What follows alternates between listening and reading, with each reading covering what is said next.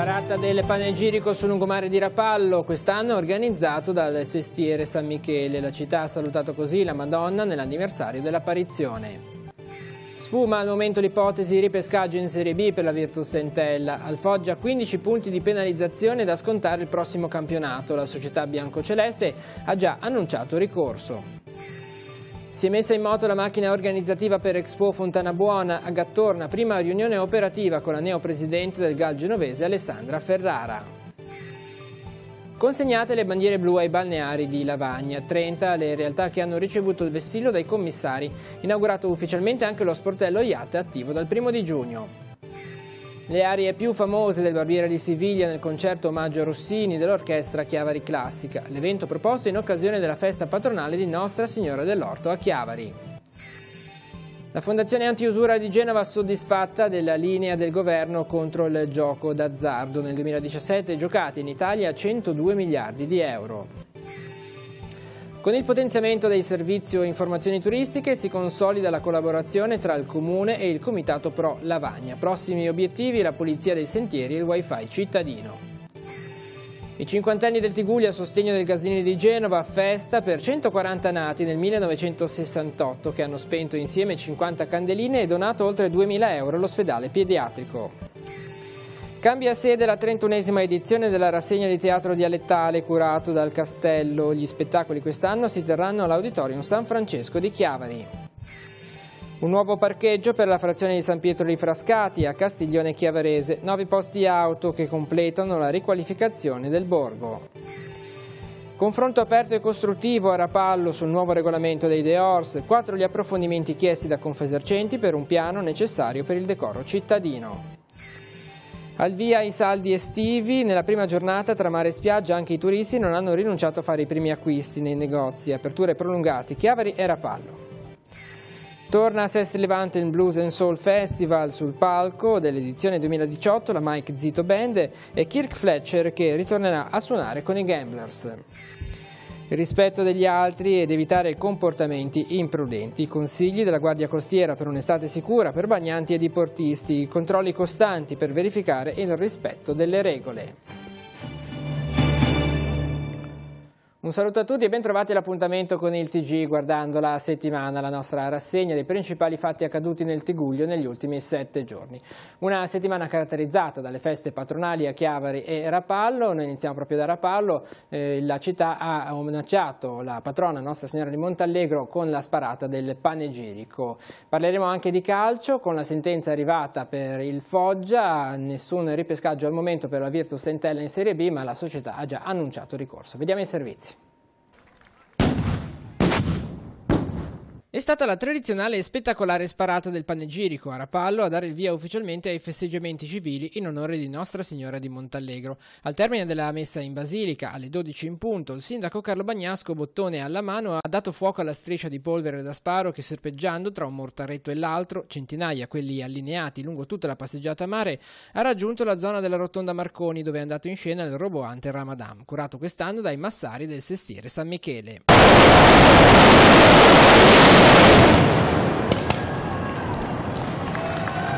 Una giornata straordinaria, una partecipazione straordinaria, il tempo ci ha aiutato, noi siamo qua con tutta la città che festeggiamo, abbiamo avuto tanti ospiti in questi giorni sul nostro territorio e sono sempre più sentite. È stato bellissimo, ieri mattina per l'ultima giornata alle 5 del mattino sono partiti per la verità alle 2:15 da Piazza Pastene, tantissime persone, di un numero largamente superiore agli anni precedenti e soprattutto tantissimi giovani. Questo ci fa veramente ben sperare per il futuro e ci dà contezza di quanto sia radicata la devozione nella Madonna di Montallegro, che è incardinata proprio nella nostra storia. Al termine del Ramadan è seguito lo spettacolo pirotecnico a giorno, boato e tripudio di colori per l'atto conclusivo del panegirico. Tante le persone che hanno assistito alle sparate affacciate alle transenne, spettacoli pirotecnici che continueranno anche nei prossimi giorni. Questa sera ci saranno 2 spettacoli pirotecnici di Cerisola e Cappelletta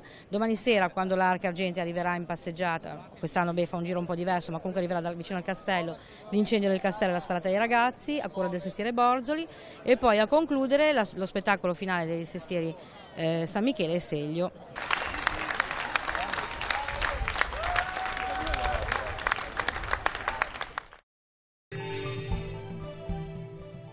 Sfuma al momento l'ipotesi ripescaggio in Serie B per la Virtus Entella. È arrivata infatti questo pomeriggio la sentenza di primo grado della prima sezione disciplinare del Tribunale federale, che si è espressa sugli illeciti amministrativi compiuti dal Foggia nelle stagioni trascorse in Lega Pro, prima della promozione in Serie B. La Corte, presieduta da Cesare Mastroccola, ha deciso per la squadra pugliese il mantenimento della categoria, nella quale comunque il Foggia il prossimo anno partirà con una penalizzazione di 15 punti. Negata al momento la possibilità di ripescaggio in B per la Virtus Entella, la quale, in un comunicato, prende atto della pronuncia, annunciando nel contempo l'intenzione di proporre immediato reclamo davanti alla Corte federale d'appello. La società non condivide tale pronuncia, ma prova anche rabbia e profondo rammarico perché si è persa un'importante occasione per fare davvero pulizia nel calcio e restituire giustizia e certezza ad un movimento che ne ha assolutamente bisogno. L'impianto accusatorio della Procura federale, che aveva chiesto 51 giornate di squalifica e 10 anni e 2 mesi di inibizione, oltre alle ammende, di fatto è stato integralmente accolto, così come è stato accertato che il Foggia Calcio si sarebbe finanziato per 2 stagioni grazie a proventi derivanti da attività illecite. Nonostante ciò, prosegue la società biancoceleste, la pena erogata è stata la sola penalizzazione di 15 punti in classifica da scontarsi nel prossimo campionato di Serie B. Una sentenza che di fatto va contro la giurisprudenza univoca che dal 2005 ad oggi, dal caso di Genova-Venezia fino a Calciopoli, ha sempre applicato la penalizzazione al campionato appena concluso. Se così fosse, in applicazione del principio di afflittività sancito dall'articolo 18 del Codice di Giustizia Sportiva, i 15 punti di penalizzazione inflitti oggi comunque al Foggia, che ha sopravanzato la Virtus Entella di 14 punti, porterebbe in classifica i biancocelesti sopra di un punto rispetto al Foggia, permettendo loro di mantenere il titolo sportivo per la partecipazione al campionato di Serie B nell'anno 2018-2019. Il sogno della Serie B oggi, anche se un po' più lontano, resta comunque ancora vivo. E si è messa in moto la macchina organizzativa di Expo Fontanabuona, Gattorno, una prima riunione operativa del GAL guidato dalla nuova presidente Alessandra Ferrari. Parleremo poi delle consegne delle bandiere blu a Lavagna ai balneari e poi il concerto omaggio a Rossini che si è svolto in piazza Nostra Signora dell'Orto, questa volta a Chiavari, omaggio alla sua patrona Nostra Signora dell'Orto. Vediamo i servizi.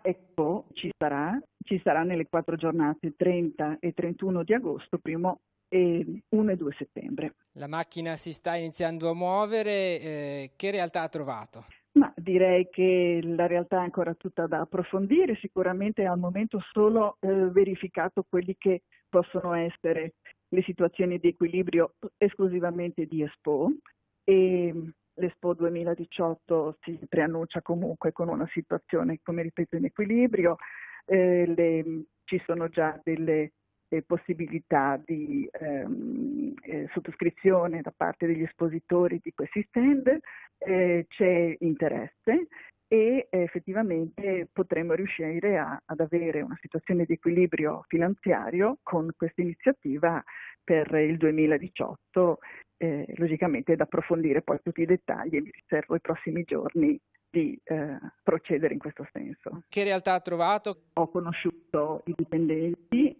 persone esperte, capaci e che mi stanno dando un sostegno veramente importante.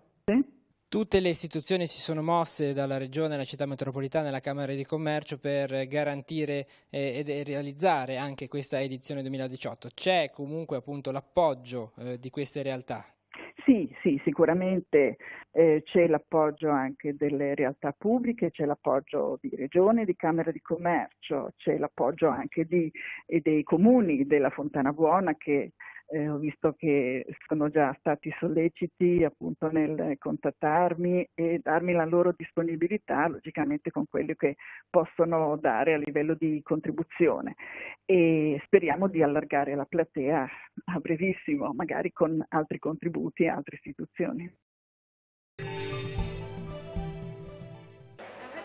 Foto di gruppo per i titolari degli stabilimenti balneari di Lavagna che questa mattina dalle mani del commissario prefettizio hanno ricevuto in consegna la bandiera blu. 30 le realtà lavagnesi che potranno far sventolare il vessillo, sinonimo di qualità dei servizi e dell'ambiente marino. Un riconoscimento che la cittadina del Tigullio può vantare da 26 anni a questa parte. Lavagna è da 26 anni che ha questo riconoscimento della bandiera blu, e questo non solo grazie all'attività che viene svolta dagli uffici, ma grazie anche alla collaborazione che abbiamo con i titolari di stabilimenti balneari, a tutto il complesso, perché il riconoscimento viene dato se uno ha dei requisiti, e Lavagna ha 26 anni a questi requisiti, quindi siamo contenti. Appuntamento molto importante perché il riconoscimento a Lavagna del mare pulito, dei servizi, è da anni che viene dato questo riconoscimento al Comune di Lavagna per le politiche ecologiche e di rispetto dell'ambiente marino che ci sono state negli anni. Un importante veicolo anche di promozione turistica del territorio, ce n'è bisogno. Sì, ce n'è bisogno perché Lavagna sta vivendo un momento particolare, sappiamo dei problemi del Comune che ha in questo momento da un paio d'anni, e quindi è un punto di partenza. Il mare pulito, il mare blu è un veicolo di attrazione per i turisti ed è la base per partire con la stagione. Ecco. In questo momento abbiamo un turismo di fine settimana, cosiddetto mordi e fuggi. Tanto turismo al sabato e la domenica, in settimana fa fatica ancora a decollare. Al termine della cerimonia di consegna delle bandiere blu si è inaugurato ufficialmente, anche se già operativo dal 1° di giugno, il nuovo ufficio di informazioni e accoglienza turistica cittadino, il cui servizio è stato potenziato grazie alla collaborazione con il Consorzio Centro Storico di Lavagna e il Consorzio Servizio Marittimo del Tigullio. Lo sportello resterà aperto tutti i giorni fino al 31 ottobre. Largo per Gotham nella città, largo. La la la la la la la la la, presto bottega che l'alba è già presto. La la la la la la la la. Abbiamo ricordato anche a Chiavari 150 anni di Rossini quest'anno. Esatto. Io con gran piacere ritorno a Chiavari proprio per il Barbiere di Siviglia e ricordiamo questi 150 anni di Rossini in questa veste di Don Bartolo, in uno dei ruoli più classici dell'opera rossiniana, l'opera buffa rossiniana, nella quale Bartolo è il personaggio, diciamo, forse con Don Magnifico nella Cenerentola, più significativo in questi particolari ruoli, questa particolare vocalità del basso buffo. Ecco. Come si è trovato? Beh, Chiavari è una città bellissima, io mi trovo sempre benissimo, lavoro con tutta questa associazione, questa organizzazione benissimo, e quindi quando si lavora in sintonia, in amicizia soprattutto, perché se non c'è questa sintonia tra noi colleghi e direttore d'orchestra.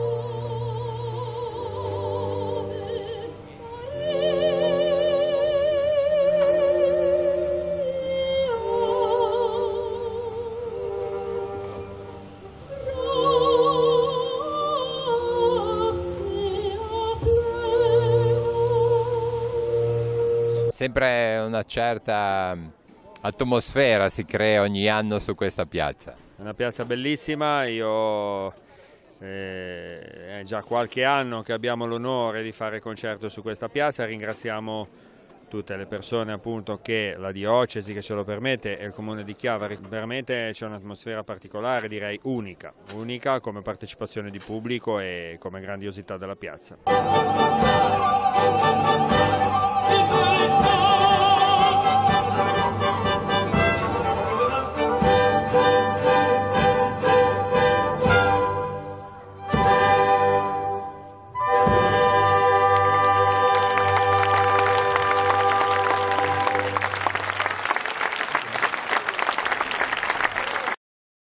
Parliamo adesso di gioco d'azzardo con il compiacimento dell'associazione della Fondazione Antiusura di Genova sulle linee adottate dal governo per contrastare appunto il fenomeno del gioco d'azzardo. Sentiremo il presidente di questa realtà e poi parleremo del nuovo yacht di Lavagna, l'ufficio turistico, che è stato potenziato. Vediamo.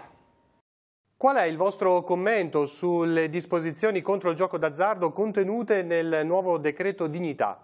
la volontà del governo di vietare la pubblicità al gioco d'azzardo, fatto salvo, va bene, lotterie tipo nazionali, eccetera, eccetera, è un'intenzione molto positiva. È una delle richieste fondamentali che anche noi abbiamo fatto alla nostra regione, cioè l'equiparazione del gioco d'azzardo al fumo nella limitazione della pubblicità ci vede senz'altro positivo. Come andrà ad aiutare le persone che possono cadere nel gioco patologico? Noi l'anno scorso abbiamo verificato il massimo dei massimi del giocato in Italia. Siamo a 102 miliardi. Se noi freniamo questo andazzo, soprattutto andando a limitare la pubblicità, riteniamo che, come è avvenuto per il fumo, altrettanto sarà per il gioco. Certamente che la pubblicità ha il peso che ha, tanto è vero che, guarda caso, chi si è preoccupato di questa intenzione del governo, chi è proprietario per esempio delle TV private, la stessa editoria non farà salti di gioia. E poi non dimentichiamo che la forza delle società, alcune sono addirittura quotate in borsa, per andare a incidere sui singoli parlamentari. Questi si muoveranno con tutte le loro possibilità, perché considerano la possibilità di fare pubblicità un veicolo importante per continuare a mantenere questi fatturati. Primo bilancio positivo per il nuovo servizio di informazioni turistiche del Comune di Lavagna. Aperto dal 1 di giugno, in un mese ha gestito le richieste di informazioni di 531 italiani, 53 inglesi e decine di turisti tedeschi, francesi, olandesi, russi e spagnoli. A garantirne l'apertura 7 giorni su 7 fino al 31 di ottobre un'impiegata con esperienza specifica nel settore e conoscenza di inglese, francese e tedesco, scelta nell'ambito del piano Over 40 e che affiancherà il personale del comune garantendone un'apertura quotidiana. Un servizio potenziato rispetto agli anni scorsi grazie alla sinergia tra l'amministrazione comunale, il consorzio servizio marittimo del Tigullio e quello del centro storico di Lavagna, inserito nell'ambito del comitato Pro Lavagna. Il turista, il frequentatore di Lavagna, ormai non sceglie più in base solamente ai costi, sceglie anche in base a una percezione di accoglienza e di bellezza. Diciamo, si potrebbe dire che la vacanza è un sogno e deve rimanere tale. È importante quindi avere le persone giuste, negli uffici giusti, che possano fare accoglienza senza fare errori anche banali di comunicazione. Il potenziamento dello sportello turistico è il primo traguardo di una collaborazione, quella tra il Comune e il Comitato che raccoglie tutte le realtà economiche e commerciali di Lavagna, che punta adesso all'implementazione di altri servizi. Abbiamo trovato grande disponibilità da parte della Commissione prefettizia, abbiamo trovato anche suggerimenti e idee che ci hanno aiutato nel proseguo delle nostre iniziative. Lo IAT, come dicevo, non è l'unica iniziativa, ci sono in ballo altre due cose, c'è gli hotspot wifi che dovrebbero andare a coprire tutto il territorio del Comune di Lavagna e anche una riqualificazione dei sentieri che andrà fatta ottenendo un finanziamento regionale creato allo scopo. Una festa per i 50 anni compiuti con un risvolto di solidarietà, è quella che si è svolta a Chiavari, i protagonisti 140 nati nel 1968 che si sono incontrati ma hanno raccolto offerte anche per l'ospedale Gaslini. E poi per la rassegna di teatro dialettale curata dall'Associazione Eucastello, quest'anno un cambio di sede, si svolgeranno gli spettacoli al via in questi giorni nell'Auditorium San Francesco. Facciamo il punto. Auguri a tutto il 1968, auguri davvero a ognuno di voi. Ci è venuta questa idea ed era una bella cosa ritrovare persone che magari ci eravamo persi di vista negli anni, la scuola, dalle elementari alle medie, alle superiori, ognuno ha preso la propria strada e questa è stata un'occasione abbastanza irripetibile di poterci vedere. E abbiamo fatto un passaparola, abbiamo iniziato in 3 o 4, poi abbiamo allargato a chiunque avesse desiderio di partecipare a questa serata, che ha anche questo fine, diciamo, nobile di aiutare il Gaslini, e quindi mi sembra che la serata stia evolvendo come ci immaginavamo. Quante persone avete messo insieme? Ma circa 140, 150, adesso stanno arrivando persone che non erano, diciamo, in lista, però le stiamo accogliendo perché qua lo spazio, insomma, basta sacrificarsi un po', penso che... Siete tutti di Chiavari? No, Lavagna, Sestri Levante, l'Entroterra, la Fontana Buona, insomma, col passaparola abbiamo raccolto un sacco di adesioni comunque nel Tigull. Qualcuno di Genova, qualcuno è venuto addirittura da fuori, abbiamo persone da Treviso, mi sembra, da Aosta, che abitavano a Chiavari da ragazzi e sono voluti venire a fare questa rimpatriata. La vita comincia a 50 anni? Assolutamente sì. Comincia a 50 anni perché abbiamo trovato un po' di amici, ci siamo divertiti a fare questa festa ed è andato tutto molto bene perché ci siamo messi d'accordo subito. Poi abbiamo deciso di fare questa cosa per il Gaslini perché esattamente 12 anni fa era successo un problema grosso a mio figlio e un professorone del Gaslini è riuscito a salvarmelo, allora avevo promesso a me stesso che avrei fatto il prima possibile una donazione o una festa per il Gaslini e così ci siamo riusciti. Sembra molto bello, tu sei affaccendato. Noi ci divertiamo, facciamo un po' due cosine, stasera una bella pericena, divertente, siamo tantissimi, tutti del 68, meglio di così. Menù? Menù misto, un sacco di stuzzichini stasera per far divertire tutti. E si andrà avanti nelle ore? Assolutamente, dopo ci sarà un po' di scherzi, ci saranno delle sorprese anche fatte dal mitico amico mio, ci sarà un sacco di cosette così divertenti per passare la serata in allegria. Gli spettacoli quest'anno saranno 12, ci sarà una novità proprio, tra l'altro casualmente apriamo proprio venerdì 13 con una compagnia di Arquata Scrivia. Arquata Scrivia in provincia di Alessandria, ma mantengono anche loro una bella parlata genovese e questa è un po' che fa vedere questa crescita del teatro che anche in zone non liguri viene coltivata. Come mai la scelta di portare avanti un teatro in dialetto?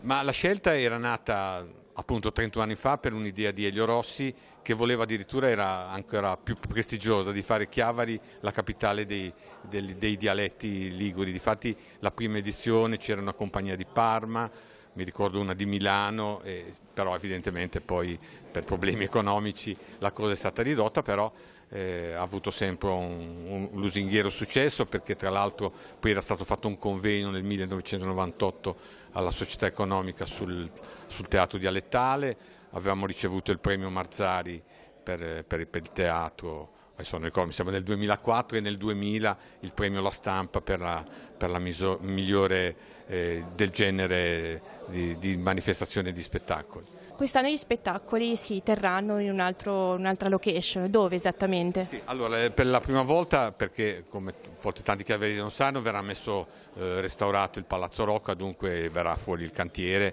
e non era più agibile, non solo, ma poi anche la struttura non poteva più essere lasciata lì. Dunque andremo sempre lì vicino, però dentro, al chiuso, all'auditorio. Io mi auguro, evidentemente speriamo che siano delle serate anche fresche perché lì non siamo all'aperto, però il posto è di prestigio, abbiamo anche cercato di renderlo anche più accogliente, insomma penso che i chiavaresi verranno volentieri. Andiamo adesso in Val Petronio, a Castiglione Chiavarese, taglio del nastro per il nuovo posteggio che è stato realizzato in località San Pietro di Frascati, 9 i posti auto che sono stati realizzati. A Rapallo poi per parlare del confronto aperto, costruttivo che si è tenuto tra i commercianti, tra i ristoratori e l'amministrazione comunale, il tema è stato quello del nuovo regolamento per i Deor. Vediamo. Sono stati svolti i lavori per il nuovo parcheggio, ci può spiegare? Sì, questo è stato un lavoro dispendioso che finalmente siamo riusciti a arrivare alla fine, in quanto abbiamo preso un finanziamento dalla Regione Liguria per 40.000 euro, gli altri 80 li avevamo messi noi come comune, dove dopo tanti anni siamo riusciti a fare il parcheggio perché il Ruder che c'era lì erano proprietari, 18 proprietari, abbiamo avuto un tempo molto lungo e il nostro vice sindaco Granara è riuscito a risolvere trovando 15 persone e le ultime tre abbiamo fatto l'esproprio. Ora abbiamo terminato questo lavoro, di cui abbiamo completato anche 2 box che in cambio il proprietario ci dà la piazza di fianco alla scuola, di cui finito questo noi proseguiremo con il secondo lotto per poter fare quello e completare il muro in pietra davanti a questo muro. In totale quanti nuovi posti macchina saranno? Ci sono 9 posti macchina, di cui uno per gli handicappati. Ci sono altri lavori in programma? Sì, ci sono altri lavori in programma, abbiamo terminato il lavoro dell'ampliamento del cimitero di Campelli, finalmente siamo arrivati alla fine anche lì e adesso stiamo facendo il bando per la canonica di Castiglione, dove ci sono 4 alloggi dove il bando è pronto per poter mettere per poter dare alle richieste che sono state fatte, che sono tante. Ecco. Inoltre adesso siamo partiti finalmente anche lì con il nuovo parcheggio al cimitero di Missano, davanti al cimitero di Missano, dove finalmente i proprietari, le sorelle Raffo, che sono 5, mi hanno regalato il terreno e da lì allora noi abbiamo potuto procedere, proprio in settimana abbiamo appaltato il lavoro, io penso che nell'arco di un mese e mezzo è finito anche il nuovo parcheggio davanti al cimitero di Missano. Continua a Rapallo il confronto sul nuovo regolamento per l'arredo urbano in fase di definizione da parte degli uffici comunali. Dopo aver raccolto le istanze dei titolari di pubblici esercizi in un incontro che si è svolto la scorsa settimana, Confesercenti è stata ricevuta dal sindaco, dall'assessore al commercio e dalla conferenza dei capigruppo. 4 i punti critici sul documento che l'associazione dei commercianti ha messo sul tavolo della discussione. Volture in primis, la durata, il rapporto economico e quindi di conseguenza la garanzia che un investimento possa avere durata e soprattutto a volte anche un incentivo. Nel corso dell'incontro è stata ribadita ancora una volta la necessità di distinzione tra le tipologie di occupazione suolo pubblico richiedibili dalle varie categorie di soggetti, riservando, come prevede la legge regionale, ai soli bar e ristoranti la possibilità di installare un dehors con struttura, tavolini e sedie. Un regolamento comunque che va nella direzione giusta, quello elaborato dal Comune, secondo Confesercenti, che ha apprezzato la posizione di dialogo dell'amministrazione. Molto apprezzato è stato il discorso del primo cittadino, che ha chiaramente detto che questa è una bozza, quindi non c'è nulla di deciso, e soprattutto ha detto che vuole ridare spazi qualitativi alla città. Questa è un'interpretazione secondo noi giusta, perché la qualità degli spazi della città è giusto rivederla, è giusto dare un senso a un'operazione. Però rimaniamo fermi su questi punti che non vorremmo andassero a penalizzare la situazione. Ti faccio presente che alla riunione c'erano anche i colleghi dell'Ascom e hanno fatto un intervento che, devo dire la verità, quest'altra associazione ci ha un po' lasciati stupiti e un pochettino così sull'Aventino, perché hanno detto che loro praticamente sono completamente d'accordo con quello che c'è in questa bozza del piano. Questo ci ha lasciati un po' così. Restiamo a parlare di commercio perché hanno preso il via nel Tigullio i saldi estivi. Siamo andati a curiosare a Sestri Levante come i residenti, i turisti hanno accolto questa opportunità. E sempre a Sestri Levante sta per prendere il via martedì al Teatro Conchiglia di Sestri Levante il Blues and Soul Festival, 20ª edizione, che sarà preceduta da un incontro al Villaggio del Ragazzo lunedì sera con il chitarrista Kirk Fletcher. L'altro ospite di questa rassegna sarà la Mike Zito Band. Sentiamo.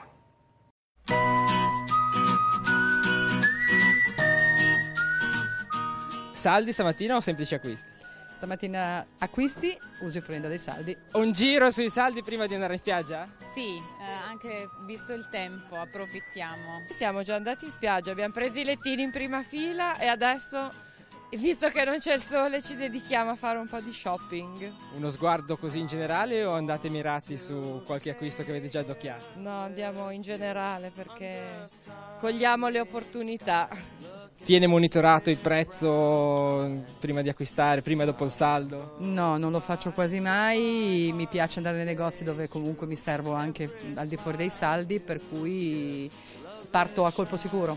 Che aspettative ci sono per questi saldi? Si spera di lavorare tanto e...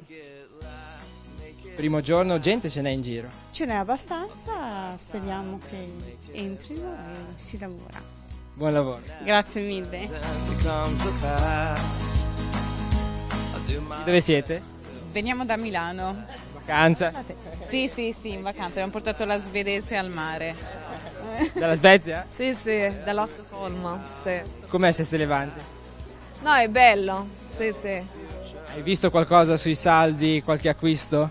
Sì, qua costumi da bagno, sì. Acquisterai?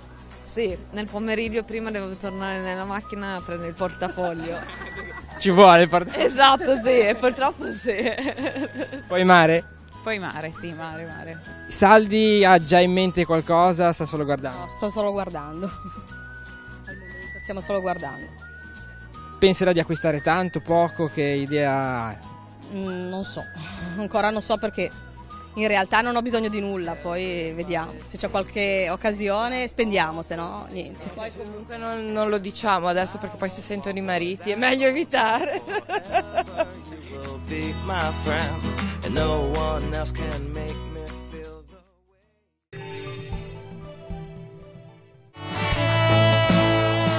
Gli ospiti sono la Mike Zito Band, tutti texani, una band davvero straordinaria che non capita spesso di vederla in Europa, non dico soltanto in Italia, e Kirk Fletcher. Kirk Fletcher è un chitarrista che sta suonando attualmente, che è uno dei più grandi nomi al mondo, e ne cito soltanto uno, il signor Bonamassa, che è davvero considerato uno dei migliori in assoluto. In più Kirk Fletcher ha accompagnato sempre, quando esce all'estero, Ramazzotti nei suoi tour internazionali. È il chitarrista che Ramazzotti vuole e si porta con lui. Quest'ultimo chitarrista sarà anche protagonista di una masterclass, una lezione in diretta a cui sono invitati tutti i giovani del Tigullio, non solo i giovani. Assolutamente sì.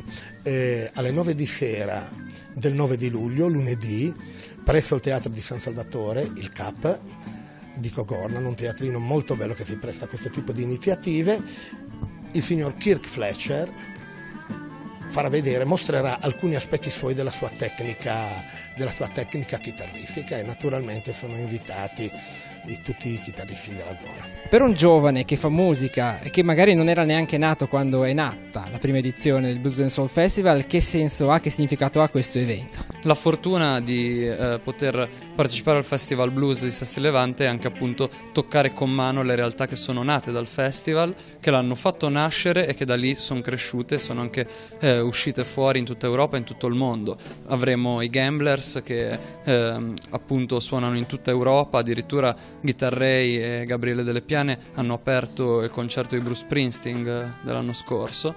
In più quest'anno è il 30° anniversario dell'uscita di questo disco, che è forse uno dei nostri più grandi orgogli locali.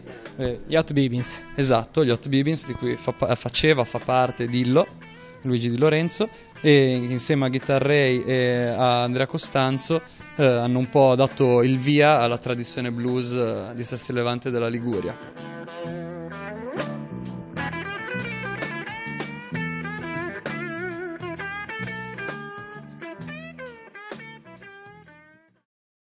Ed è tutto per questa edizione del TG Guardando la Settimana. La linea adesso il nostro approfondimento si occuperà della sicurezza in mare, sia per i bagnanti che per i diportisti. In vista della stagione estiva che ormai è entrata nel vivo, arrivano i consigli della Guardia Costiera del nostro territorio.